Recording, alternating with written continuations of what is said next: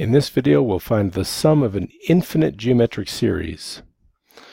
This series begins 320 plus 160 plus 80 plus, and so on and so on and so on. It's infinite. It keeps on going. We have a common ratio. This is called the common ratio here because it is what we are multiplying by each term to get the next term. So what is it that we're multiplying by 320 to get to 160? Well, it's 1/2 or 0.5. Let's see if that checks out. 1/2 times 160 is 80, and so on. So this is what R is. So for our example, I'm going to say R, for our example, R equals 0.5. 320 times 0.5 equals 160. 160 times 0.5 equals 80. A1, A sub 1, is the first term. That's an easy one. 320.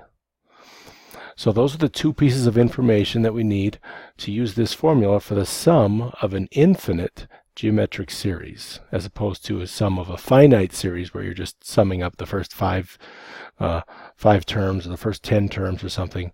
This one we just let it go on forever, and there will be a sum as long as R is less than 1. I'll put that in there. R is less than 1. That means that these just keep getting smaller and smaller. All right, let's just put this in here now, and I'll put this infinite sum equals 320 over 1 minus 0.5, using that formula for the sum of an infinite geometric series. That equals 320 divided by 0.5.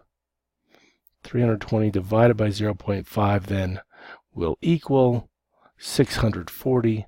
So the sum, if we just were to continue adding this up, it goes on to 40 and then 20 and 10 and then 5 and then 2.5, then 1.25, and it goes on, gets smaller and smaller and smaller until you're just adding infinitesimally small numbers.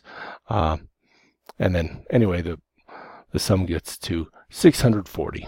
And that is the answer. I hope that helps.